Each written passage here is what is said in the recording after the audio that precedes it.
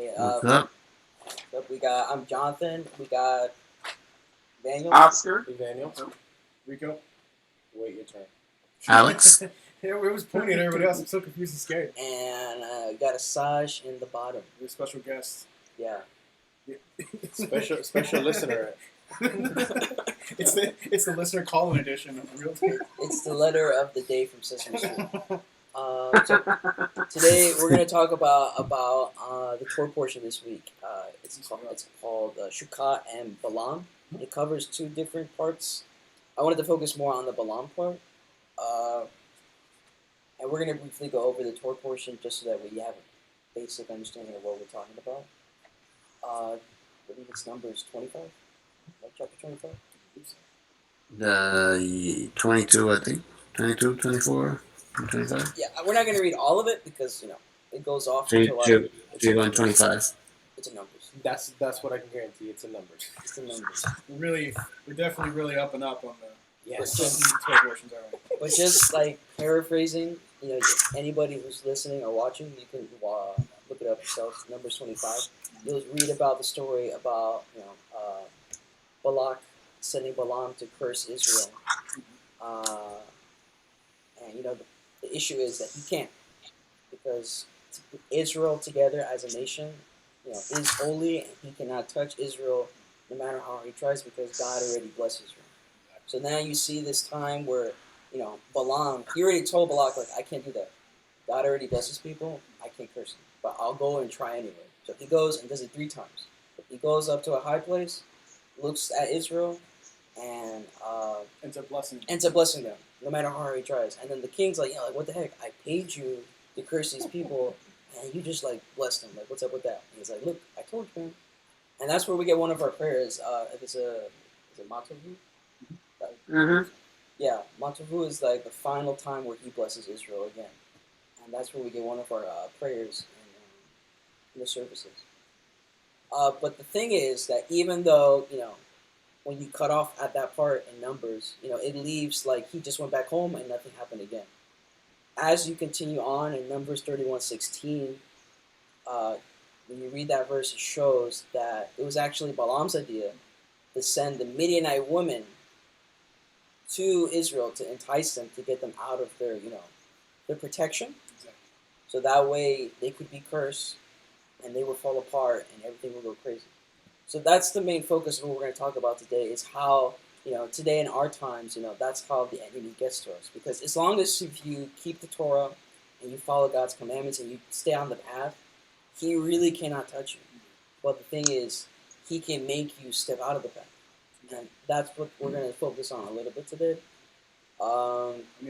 That's really the main theme of it is almost every time that Israel has fallen or been dispersed, it's because of internal strife, internal struggles, things internally. Yeah. And then that leads to an external threat because they disobeyed to the point where now the Creator he lifts his veil of protection and allows them to come in.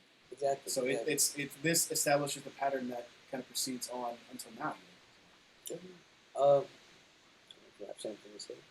Not yet. Not yet? Processing. You guys have anything to add real quick before we move on? Little wheel spinning. Not yet. Not yet. Okay. Wheels are spinning everywhere. It's fine. Okay, so going through what we're talking about, the enemy always is trying to tempt us, so that we step out of our protection. And that can come through many things. Everybody has different temptations, but that's the whole point, And our duty is to try to ignore those things and stick, as close as possible to the path and make sure that we don't stray. The thing is that what's the word? I don't want to say spiritually. Oh yeah, spiritually you have to be strong to make sure that you don't stray away. Be be diligent in the lifestyle that this movement is and the Torah is, because the Torah isn't so much just believing in faith and okay, I believe in it, so I'll be fine forever. No, you need to actively pursue it and live in it and keep up on it like anything else in life. You need to make it a habit, you make it consistent. Otherwise, then the enemy will find cracks to sneak through. Because if I ask like a regular person, like a regular Christian person who doesn't keep Torah, and they say, yeah, I follow God. Okay, how exactly do you follow God? And they're going to tell you, well, not sinning. What do you define as not sinning? And they'll give you a few quick things here and there. I don't kill people. I don't kill people. I don't eat Obvious. babies. Yeah, things like that. But there's more to that builds you as a person. And a good analogy that I wanted to bring up about how the enemy works was I don't know if you guys ever seen a documentary about wolves, how they go around the packs. And usually, what you see them do is that they go and they attack the old or the young, that's right, or the people that are straying behind. Yep. And a lot of times in the faith, you see people that are not that strong. They start straggling behind, and then they just give up. Mm-hmm. And then See how it works every time. yeah, and then the people that are especially new, those are the biggest targets that he usually goes after because you don't have a foundation. That's how he gets you, and that's the.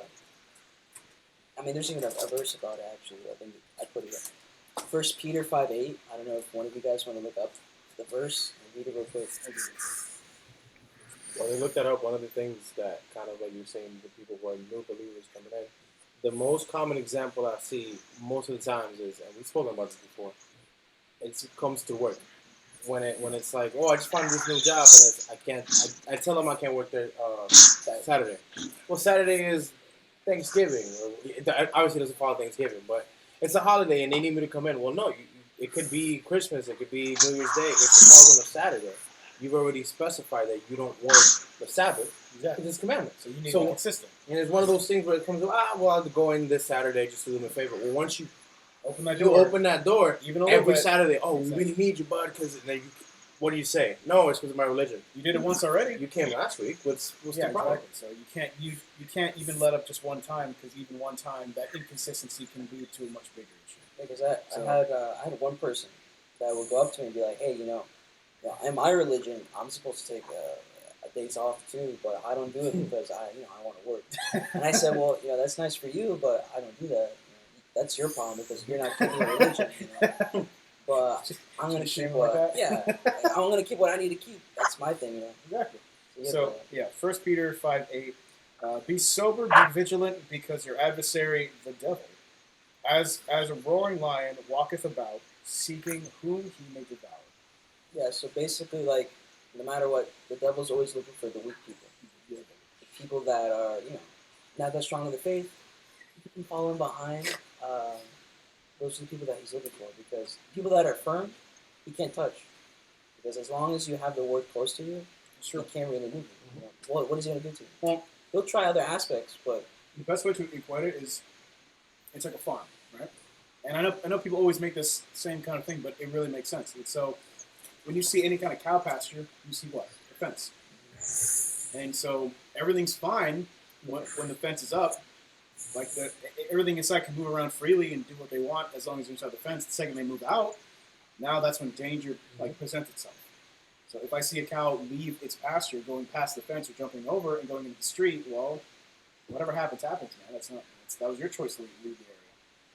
It's the same kind of deal. Yeah, I mean, like, you have something to say? Yeah. In adding. It's in a way it's kind of contradictory, but I just want to add a little more to what you're saying, right? We have the mentality, right, that as you're saying that it's the weak, and I think you're correct in a way, but sometimes we forget the weak aren't always the ones who look weak. Because we're not talking about a physical thing, oh, yeah, right? Physical. Yeah, right. Yes, I just wanted to clear that up, right? And so sometimes you may think, for example, you have 1 Corinthians 10 where it says, "You who think you're strong, make sure you're not to fall," because basically temptation is always there, but God doesn't tempt you over what you can bear, right? But the thing is, like, when you see all these pastors that suddenly they blow up, they're the heads of the congregation. That's the one who you think isn't weak, right? He's the leader, right? He's supposed to be the strongest of us all. Weakness. Yeah, he's the one who. Yeah. So and it's you become right in the mentality. You become weak when you don't realize that you can stumble. When you realize when you don't take care of yourself, when you're not keeping up with what you gotta do. And I just wanted to add that to what you're saying, just to clarify that small point. Yeah, that's clarifying. Like, when I mean weak, I mean like spiritually weak. Anybody can get to that point, like you said. Mm-hmm. It's not that it's a constant thing. You always got to be on top. Kind of like, people that work out.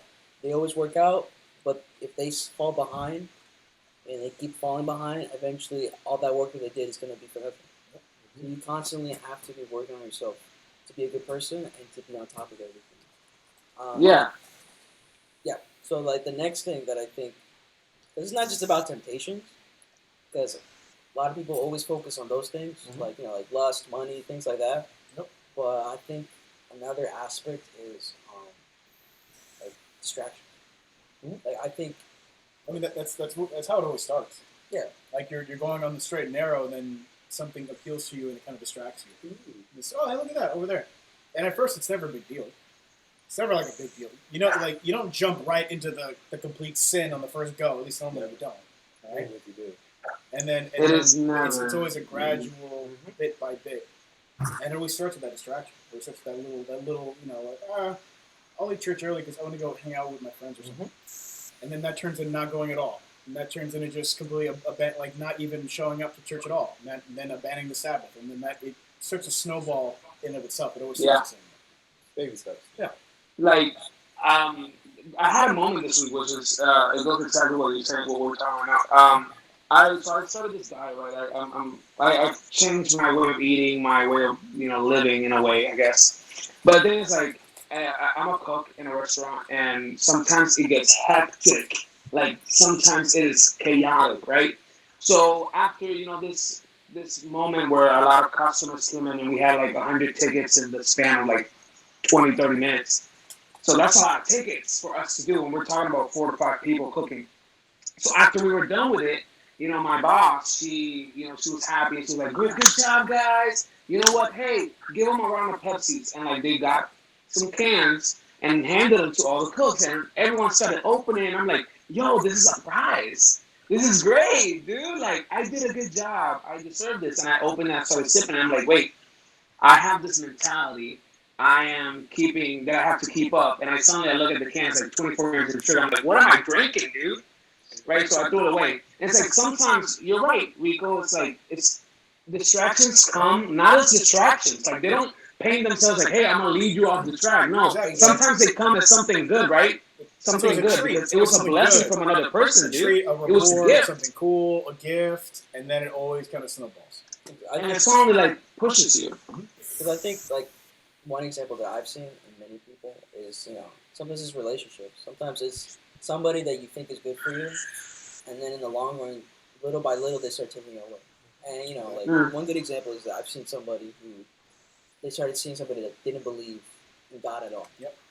So instead of converting that person, the person started converting that other person. So they started leading them away. So instead of that person coming to church, that other person stopped coming to church. So they think that they're trying to, they're gonna, what's the word? Proselytize that person. But in the end, it just happens the reverse because you can't change somebody's heart.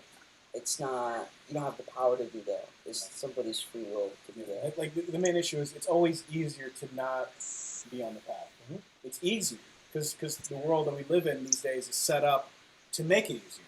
All the fun stuff in our world happens when Friday night, Saturday night. So all the fun stuff happens. You get Saturday night, and then you can go out and party with the pagans if you want. That's the only day you really got if you want to go. If you want, I guess. I don't know. That's the way you want to go. Man, that was really harsh. I'm not endorsing that, but that's the way you want to go. Fine. I mean, it's tough for people our age. It's tough. It's not easy. Being a youth and being like a Torah keeper, it's not easy because the world we live in is set up by people that aren't Torah keepers. Especially nowadays, where we have this system where slowly but surely it's implementing, and I don't mean to get super political, but we're seeing this movement start little by little. No, cut the feed. I am not going to get political, but it's one of those things that's important to know. As youth, it's important to know that Rico came over last week, and we were there.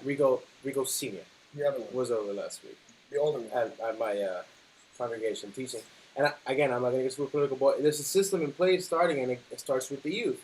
The youth that don't really have this mentality or these values or this identity in what they believe in just 100% yet. They're not really, their roots aren't deep in what they believe. So that's how it starts, where it's like, this is good. this is good, then all of a sudden you look and it's like, whoa, none of this was good in the beginning. And it's one of those things where you have to know your identity, and it comes with not only just reading the weekly Torah portion, but you gotta go a little bit beyond that. Just live it. Live it. Even if you don't know a lot, the little bit that you know, live that. It goes a long way. And by those little things, if you start living what you say, it'll become a part of you. And the next thing you know is just, oh man, this is so easy, and I know what's right, I know what's wrong, I know where something looks kind of odd, and I have the mentality of be like, okay, I'm kind of gonna steer away from that for a little bit and see how it plays out. And it's you have to know who you are and what identity was given to us from our God. Exactly. I think sometimes it can be things like that where it looks good in the beginning and then it's not. But a lot of times we do good things. Like we have to work. Some of us we go to school, but we get too caught up in those things, and we don't realize it. And then you think about when was it like me? It's for example, I study for school. Sometimes I get really caught up, and sometimes I have those realizations like, hey, I'm putting too much school in front of everything else, like family, the Bible, most importantly, and God, and things like that. Like it's good that I'm trying to work for school and get a degree and stuff like that. But the problem is that when you start putting those things in front of the more important things. You lose. Yeah. Yeah, when you put God to the side, that's when the problem. The old saying is the old saying for a reason. And that is, the road to hell is paved with good intentions.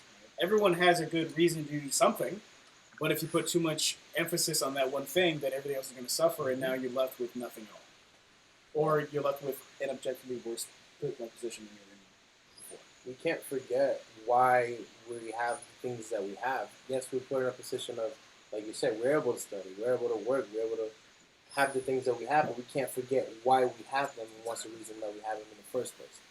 Exactly. I don't know if you guys have anything to add. Anything that you guys want to say? I guess I'll add something real quick that goes in line, but it's more of a motivational thing for those listening. Yeah. In terms of what we're saying, right? These small distractions are going to come your way. But leave you with the verse. I think I've said it before. I'm not sure. And it's in the beginning of the book, right? Sometimes we get the answers at the beginning, we just don't realize. Yep. Yeah. When God is speaking to Cain before Cain commits murder against his brother, right? God says to him, "Hey, temptation's at your door, sin is at the door, but you have the ability to control and become its own Lord. Like choices are in your hands. Like you're not a slave to your temptations. You're not a slave to your inclinations. You're not a slave to nothing like that. You have everything in you given by God to overcome all those things, to stay in the straight and narrow, because that's what God wants for you, which goes in line with what Paul says, no temptation too big to overcome, because you have everything in your hands to overcome them." Exactly. Which I guess that brings us to our next point, and it's about how to manage your time wisely. And I was talking with Alex actually today, because I was talking about this concept that I learned from microeconomics. Really good. He gave a really good example. Yeah, it's called opportunity cost, and it's actually a really good concept because what it teaches you is that money that you have, if you spend it towards one thing, it could potentially go to another. So if I spend, for example, $9 on fast food 5 times a week, 4 times a week, 12 times in a year, every month, that's like about $2,100 a year, and that's a car payment. That's just spending fast food every day. So if you look at it that way, that money could be towards a debt, car, things like that, and that's what opportunity cost is, financially, money-wise. It's a thing. Like the idea, it's something that a lot of us struggle with.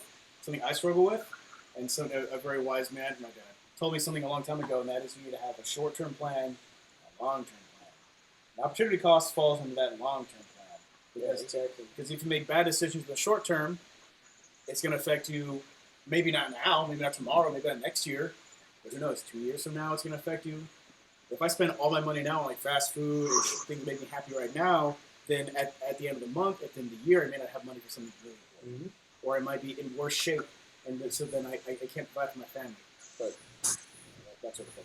The cool thing that I thought is that it's not only about money, it's that time itself is also an opportunity cost because we have a very limited amount of time. We don't have 24 hours of time in a day because we have to go to sleep and we have to go to work. So we only have a few hours where we could actually do something either productive or spend time with our family and things like that. And so, for example, just like the money, if you spend an hour a day, let's say 4 hours a day, watching Netflix, okay, watching Netflix, playing video games, doing things that are just leisure and stuff like that. So 4 times. Let me see. I'll do the math real quick. Oh God! Is this an intervention for me? What we're doing? You pulled out the calculator. Oh, God. If you're out there listening, this is an intervention. So it's time, bud. 4 hours a day, 365 days. That's 1,460 hours that you could have spent towards learning anything. Okay, you could have read a book. You could have read the Bible. That is the problem right now. But I learned how to hotwire a car in GTA 5, so it's fine. I learned how to do that. It's okay. But Rico, this is part of the problem. Don't you judge me. So here's the thing, right? We're not saying all those things are necessarily 100% bad. They're, we live in it. They're distractions, but they're also it's moderation. That's the thing. You need to know how to balance your time. Instead of spending 4 hours playing the video game, 30 minutes, maybe an hour, maybe depending on limited a week your addiction, or maybe limited the time that you're going to spend on it, and then spend the other time doing something that's a little bit more productive, or getting to know your the Bible and study what you're supposed to believe in. But like, if you have to do something like that, if like you really need to, right? If you're like, I gotta get like at least 4 hours in, then just make it like once or twice a week. Like maybe every Tuesday and Thursday you play this, and every Monday, Wednesday, Friday, and every other day you do something more productive. That way you offset the time limits. But just like a quick reference, I'm sorry, just really quick. Go. Is that 1,400 hours? I did the math. That's like reading the Bible 20 times in a year. Oh my God. Whole front to back 20 times in a year. 20.6. So almost 21 times a year. Depending on your reading level. So and it's so for you to be what? Depending how good your reading level is. Plus minus. So and also like it's not just like you don't have to sit down and read the Bible. That's the good thing about the time we live in now, right? I'm not saying not to do so. Do that. I'm just saying like if you don't have enough time to take a whole hour, hey, let me watch a 15-minute video on something that's productive towards you and towards your growth. Hey, let me watch there are more than enough classes online. You got Rico, you got Jim Staley, which controversial topic, but he's home now, which is pretty cool, I guess. Right? You got 119 Ministry. You got all these people that give short videos, and you're like, you got a lot to dig through this. The real dudes. You got the real dudes. You got Alex's podcast, right? You even got the I Am Asaj, if you're listening. Too bad he can't acknowledge a shout out because it's muted. So you got multiple things to reach out, and again, it's if you don't have that, or you don't like reading, but you can have an intake that's productive, not just entertaining. Really quick. Yeah, Go ahead, Alex. You haven't spoken. No, go. Your time is valuable as well. Oh God. So I think that what I was talking with Jonathan, right? He was talking about the whole if you save. I think he said you said it was a cheeseburger. If you save the money that you're gonna spend on a cheeseburger, and you think about that money that I'm gonna spend on this cheeseburger, you put it to the car that you want to buy or the house that you want to buy. You're going to end up saving more money for that is more important than the cheeseburger, which makes sense if you think about it. You waste a lot of money. Listen, I told them I spent a lot of money on Chick-fil-A, and Chick-fil-A is great.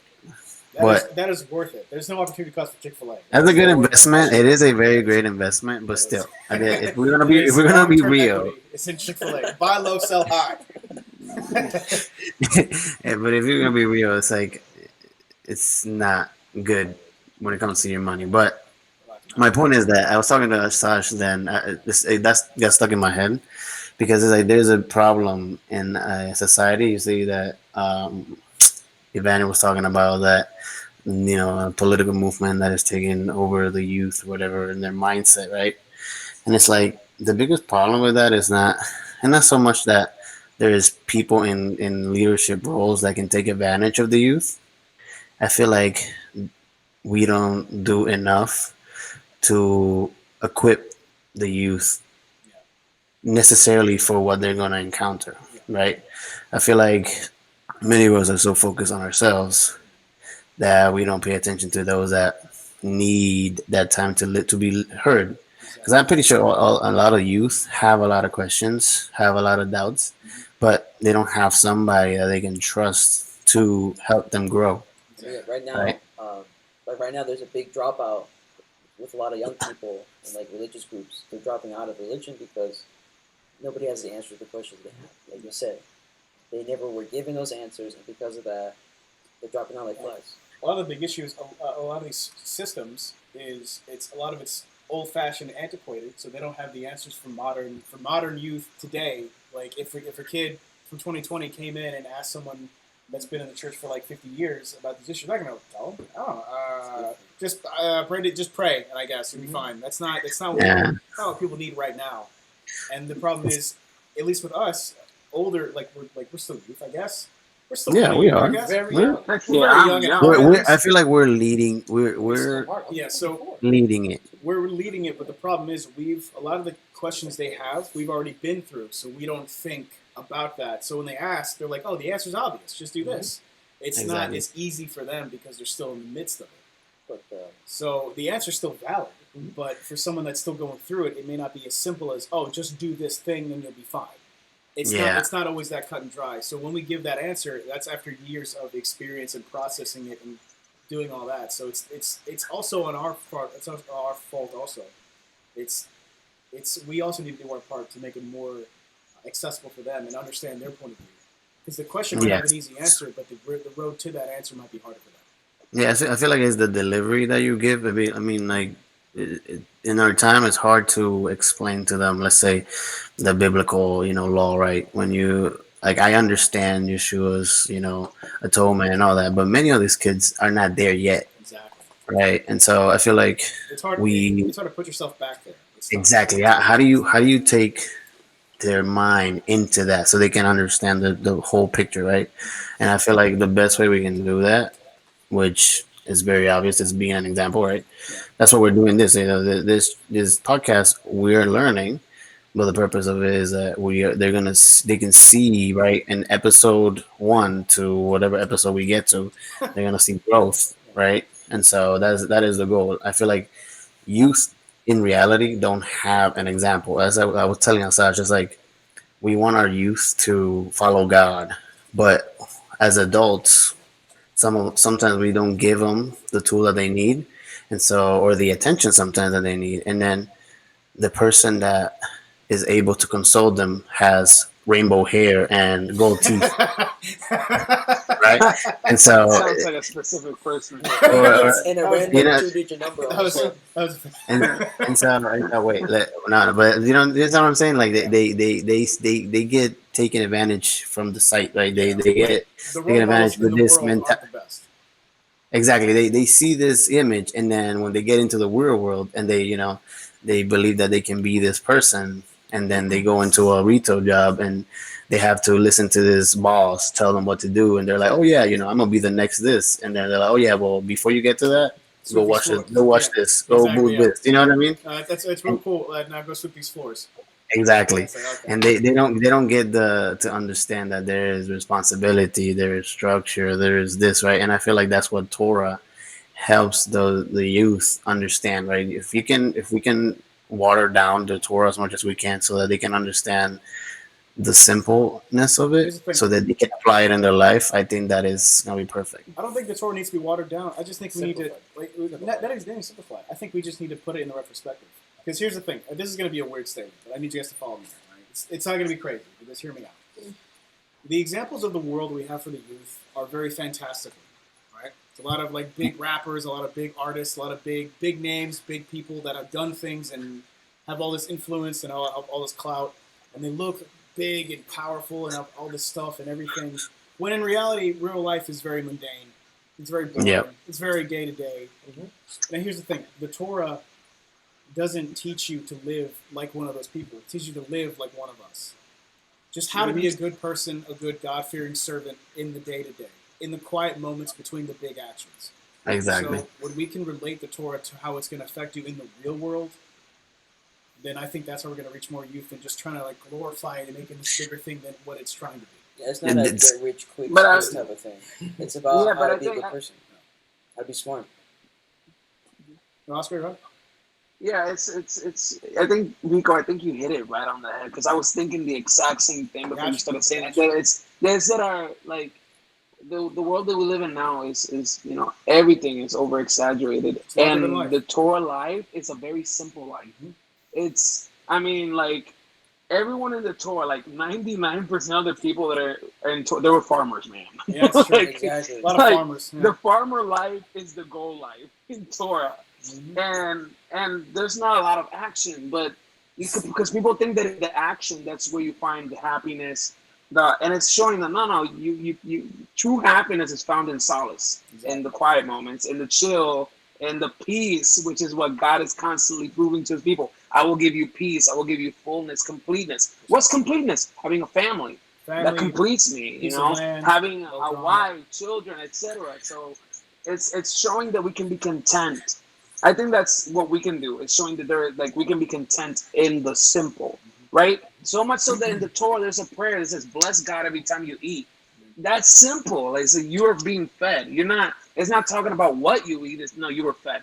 Bless God Exactly. for that. It's the simplicities, the small things that we should focus on. I want to read Ecclesiastes chapter 2, verse 26. All right. And it says, to the person who pleases him, Elohim, God gives wisdom, knowledge, and happiness. But to the sinner, he gives the task of gathering and storing up wealth to hand it over to the ones who please God.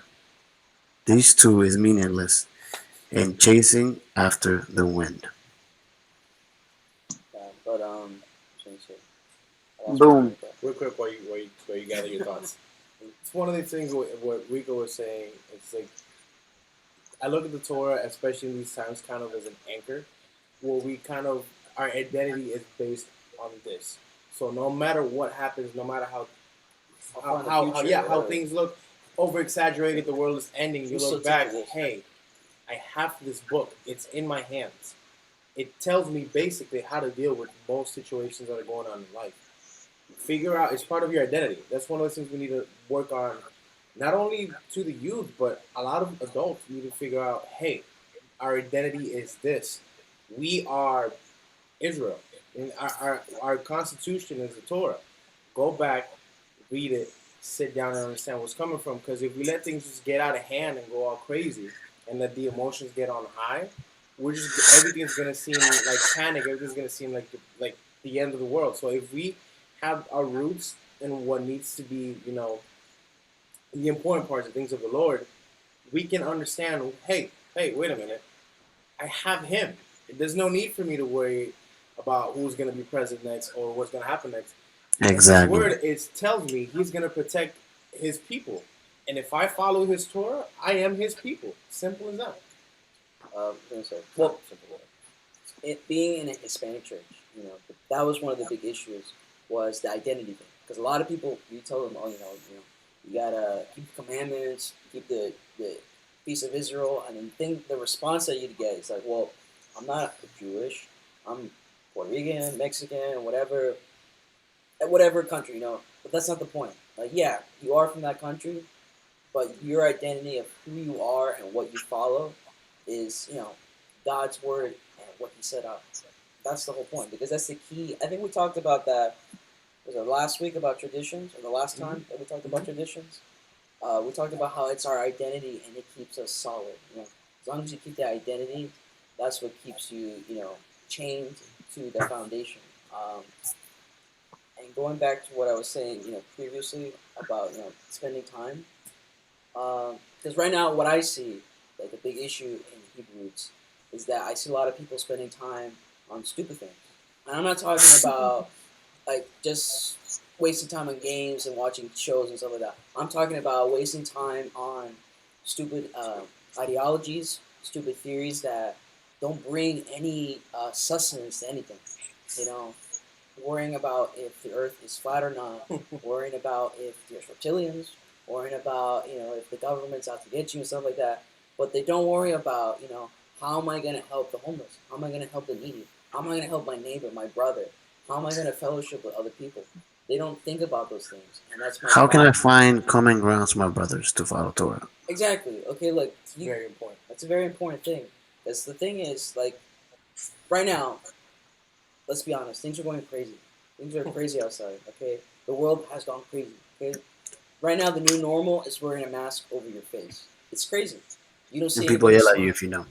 Yeah, people yell at you if you don't wear your mask and stuff like that. And then at the same time, It's become a political statement. we're having protests. We're seeing police departments get burned down and letting it happen. That's crazy. But in the midst of all this craziness, what we're supposed to do is be the light unto the nations. You know, we're supposed to be the example. People are supposed to look to us and be like, you know what? Those people are different because they're the children of Israel. They follow the God of Exactly. Israel. But we don't. We don't follow that. We just waste our time on stupid things.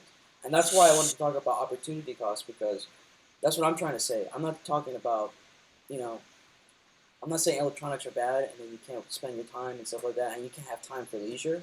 But if you put all those things ahead of God and then you wonder why your life is going crazy or why, you're not that strong or founded in the Word of God or with God's relationship, it's your fault.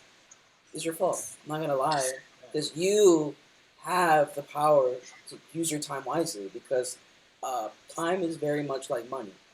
You only have a certain amount, and not everybody has the same amount of time. What did I miss? That's really I good. came back and this got Amen. a really aggressive That tone. was really What good, did man. I miss exactly? Yeah, because you don't know how much time you have left.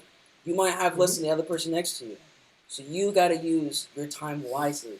Because, for example, if I spend $500 and I waste it trying to grow it in the stock market, whatever, I can get I can get that money back. I can work overtime and I'll get that money back. But if I waste my life, I waste 5 years of my life, am I gonna get that back? No. Whatever mistakes I did, it's gone. I can't get that back. That's why you gotta spend your time wisely. And that's what I try to teach, the younger people, because that's a big thing. Any mistake you do right now, it's gonna affect you for the rest of your life. And you're always gonna regret it, and it's gonna be that thing like a tattoo that you cannot remove. That's true. And it's always going to be that scar on the back, and it's going to be that thing like, man, if I can go back in time, I wish I could fix that. And you can't. It's always going to be that burden that you're going to bear, and you're going to have to teach everybody else how not to be a mistake and just, do better than you did. Yeah. And that's kind of like what our parents do today. They made mistakes. They wish they can't do it. It's And all they it's, teach it's us. all a cycle. And it's all a cycle, It's all but a we have to try to break that cycle. Exactly. It can't just I feel keep like going the to same make a way. statement on the time and life thing, because I feel like I've heard it a lot. Is like you don't know, like you said it, but they say like more dramatic, like you don't know how much time you got till you die or whatever. So you gotta live as much as you can now.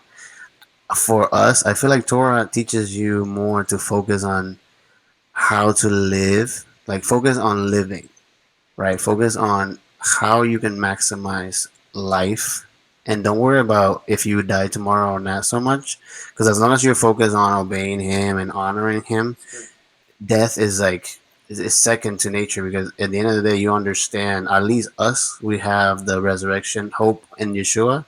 So our main goal is to focus on how we live and how that can help others live as well according to God. You know what I'm saying? But my thing is, like, okay, I understand what you're saying, but like, I'm not saying that I want you to worry about you dying tomorrow. What I'm trying to tell you is, I'm trying No, to no, tell I know what you're saying, but Imagine I'm you just, get it's there, the then point you that think I've it's your heard panic before. attack. So what I'm trying to say is that, look, you only have a certain amount of time. I don't know how much time you have, but you got to spend it wisely, because it says in the exactly. Bible that there's going to be those that are least and those that are great, and those are based on what you do. And if you spend your time doing stupid things, don't be surprised if you get the short price. Here's a good Amen. rule of thumb for if you got to make a decision to do something. All right.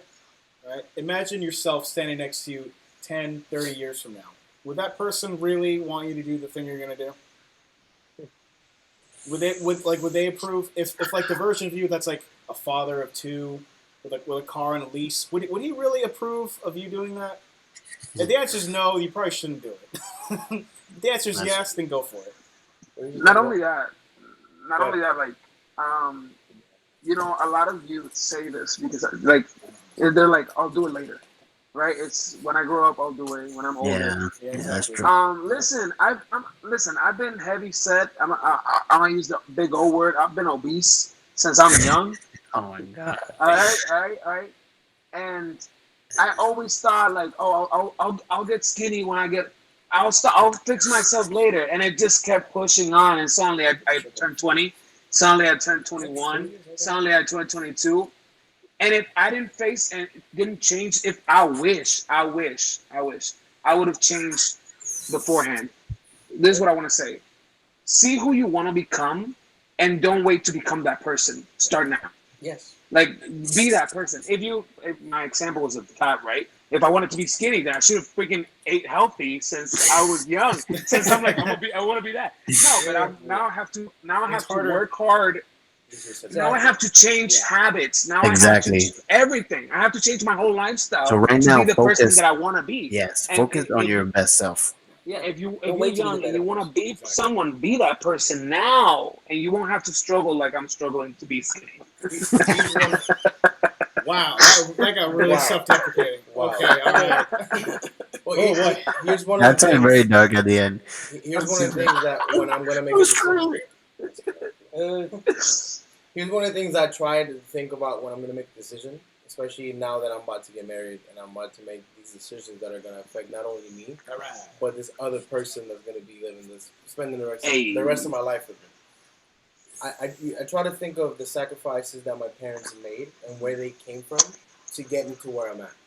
And if this decision doesn't not uphold, but keep the same line of, hey, they struggled to get me to this point so I can be better than they were Exactly. when I was in my age. And is this decision obviously going to have effects in the long term when my child or when I ever have a kid is going to be the age that I was? Is he going to be in a better position because of, obviously not because I buy this burger, it doesn't mean my child's going to be obese. But, you know what I'm saying? But these decisions where, like, when my child grows up and I'm making these decisions, he sees me making decisions, is he gonna, and I teach him, is he gonna know, hey, my dad's really doing this, or is it, he's just telling me this so I feel better, but he's not really living it. And it's one of those things where, same thing with the way it is in the scripture. It's like, well, I'm here. I'm living at this specific time, and I have all these resources that I have, and that people before me didn't have. Like, I have information at my fingertips. I can look up anything, and Google will look it up in 0.069 seconds as it shows it in the little corner. Did you look that up too? I did. I did. It's on my phone right here. I knew it. That was way too specific. I knew that. 0.56. But it's, try to uphold the sacrifices that not only your parents made, but the people before you made, specifically when it comes to Torah. Learn from those stories. Learn because they're not just mythical. Yeah. They're lessons in there. Exactly. And we get to see, hey, he made this mistake. Maybe I shouldn't make this, and learn from what we have, and obviously put our identity into. Which identity is a big part. A lot of people are lacking identity, which is why things are happening the way things are happening. Once you touch this little pull on the string right here, and it's like, ooh, okay, I relate to that because my dog had blue hair when he was. You know what I'm saying? Sure, Going back to the multicolored hair person that Alex had. It's just keep your focus and obviously you yourself, like we said in the Kedusha or the Kedusha podcast that we talked about holiness. You yourself are not going to be holy, but you have to align yourself with this. As a whole, we are holy. So if we think the same, we're all going to be, we're all marching the same beat. We're all going the same direction at the same time. We all have the same thoughts, the same mentality, and we're able to be strong because of that. If you just happen to be like, oh, we're going to turn left and be here, not only are you making us weaker in a sense, but you're straying yourself to the danger zone, like we were talking about the little fence with the cows. Yeah. But the thing is, like, as you get older, you realize that making this decision will not affect you. That'll affect everyone around you and affect untold people down the road that you can't see. Mm-hmm. So understanding that at a younger age is very difficult. And what you mentioned about your parents, that reminded me of something my father told me, and his father told him, and like a weird thing, is whenever you make a decision, this might sound redundant, but I just want to say it just for anyone listening, if you're going to make a decision, what would your father think? What would your mother think of that decision? And it's shockingly good advice, and it's actually saved me a lot in my younger days from doing very many stupid things. And if there's anything anyone gets out of this that's young and stupid and about to do something really dumb, just think about that. What would your mom or dad think? There you go. Yo, I just saved from getting a tattoo. All right. But if your parents would agree with the dumb idea, that's why we have the Bible and the Right, scripture. that's right. That's what we have the Bible. Default to Torah then. Default to that. but you know, but something that I learned that I feel like in the world is not taught is that the Torah teaches is like what we're talking about is in the world is a lot of individuals, right? So everybody's out for themselves and everybody's trying to do their own thing. And in Torah, Emmanuel said, obviously, we're not going to be able to be holy ourselves, but we are called to be morally pure as much as we can, right? And so, in that sense, as long as we hold each other accountable, like if I hold Jonathan accountable and Jonathan holds me accountable and et cetera, I feel like that group, that camaraderie that we have based on the Torah, help us stay holy as a nation in a way, right? We hold each other accountable, and that is not taught necessarily in the world because the world is full of many individuals. Everybody wants to do something individually, and if they have to get you out of the way, they will. You know what I mean? And so in Torah, it teaches you that we are all one body, right? You cannot by yourself represent God. You have to represent God as a unit. Yeah, because I mean, like we talked about in a previous podcast, Israel was only holy when everybody came together. And I think right now, and the way that things are going, it's better to just, instead of separating to separate groups, into different groups of what I believe in and things like that, and focus on bickering and fighting. The best thing to do now is to come together and try to put things aside, because the best thing to do is to come together as a unit, like you said, as a family, because in reality, that's what we are. Yeah. No matter what little thing we might disagree on, that's, the one thing that we should have in common, that we follow the God of Abraham, Isaac, and Jacob, and we follow the Torah, we keep the Sabbath, and we keep the feast. And that should be it. It shouldn't... But just to wrap this further than you're saying, this even revolves back into the idea of the temple itself, right? So the temple itself was the heart of the nation of Israel. It was the center point. That was the axis of the entire nation. And it's where you would go as an individual to give offering. It's where you would go as a community to make offerings, and it's where we'd go to make offerings as a nation once per year, right? So it's where everyone would focus. Everyone focused in that one focal point of Yerushalayim. Every year they'd go up, and they'd do this all in one motion, and everyone was going in the same direction, and everyone no one was doing their own thing. No one was trying to do their own theology and like, I'm going to bring this pig to Jerusalem this year. It'll be fine. No one was doing that. That's what Shabbat should be. What? That's what Shabbat should be. Exactly. We're all marching the same beat, and we're not following what we want to do. We're following what does the text say? What does the Father need? What does He want? Let's do that. Yeah, like you guys were saying, like Johnny, we should focus on the minimal, right? The minimal should be like, let's just say we're a club. We shouldn't have that many rules to allow people into it. Like, those are our basics, Yah, Yeshua, Shabbat, and law. You got that? Good. All right, come on, let's move on. Like, we shouldn't be nitpicking. Like, when you move to the United States and you're Puerto Rican, one of the things that happens is that you like either meet up with other Puerto Ricans or other Hispanics, and you suddenly like start uniting with them because you have something in common, right? Because you're in a different place. And as Rico was saying, right now the temple's destroyed. Jerusalem is not what it used to be. Israel is not what it used to be. We're not there yet. We're in dispersion. We're dispersed. So what do people do when they're dispersed? They meet with the same people. It's like, hey guys, let's meet up. Let's not separate. It's time to meet up because we're separated from where we should be. So let's do as every other nation does, Let's meet up and not be like, oh, well, you eat pasteles con ketchup. That's nasty. I don't want to hang out with you. Like, why is that what we separate? That's delicious, by the way. What I mean? We'll talk about that after the podcast. But no, that's a very good concept, because that attitude of making all these barriers of entry is what Yeshua was dealing with in the first century, and which was a big issue. Why is everyone? Oh, that's weird. Everyone closes their videos. Don't emulate Asajj. It's not how you're pushing to emulate. But that was the exact thing that Yeshua was dealing with, and that's why we're in this mess in the first place. Well, real quick, what he was saying, we need to unify. I think it's especially at these times that we're living, it's very crucial that we put the petty differences aside because I have this opinion, this person has that opinion. Exactly. That we unify. This is the I time. have blue hair, you have black hair. Yes. I wrinkle it. This is the time where it's like we need to unify as the nation. You know, we need to be together. We have these foundations, and whether we believe something different, that's something that takes place in discussion, and that's what makes a unison stronger. Having these differences, we talk about Exactly. it. Maybe I'll take half of your idea, we'll take half of my idea, and we become stronger as it is. But if we do these little petty things where it's like, oh well, his bread has raisins on it, and I hate raisins, so I'm not gonna congregate with this. You mean person. we need to be adults about this and not be petty? That's weird. What? Who would have thought What? of that? What? And that's how we get to the whole point where that's how we become holy as a whole. That's how we become a nation again. If we're just these little divisions of We're just tribes. pettiness, That's it. We're just little tribes. because it's petty. There's nothing very severe about the little pettiness discussions that we're having.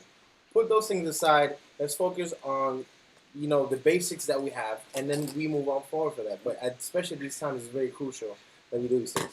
Yeah, so like you said, it's good that we try to get together because the enemy, like Balaam, reiterating what we were talking about.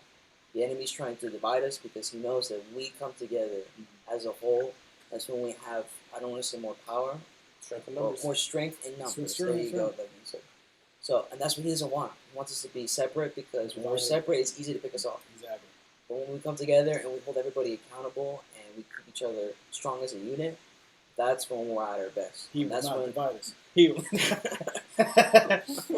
And that's what we need to do now. That's the best thing to do. Don't worry about, how high are your ZCs, how long are your ZCs, or, how round is your kippah, or what pattern do you use for your kippah. Don't worry on minor things. It doesn't Only matter. white. It doesn't matter. Yeah, if Is you our see- chant? You will not devour us. You will not devour us. They like that. Exactly. You gotta look past that. If somebody's in need and they're a brother, you can't just not help them because you have a disagreement with them. You have to put that aside. Yeah. And I'm gonna close out with this verse that Yeshua, he's talking to the people. It's in Matthew 7:24, and it says, "Therefore, whoever hears saying of mine and does them, I will liken him to a wise man who built his house on the rock. And the rain descended, the floods came, and the winds blew and beat on the house. And it did not fall, for it was founded on the rock. For everyone who hears these sayings of mine and does not do them will be like a foolish man who built his house on the sand. And the rain descended, and the floods came, and the wind blew and beat on that house, and it fell, and great was its fall." That rock that he's talking about is the Word. You got to be founded on the Word of God. So that way, no matter what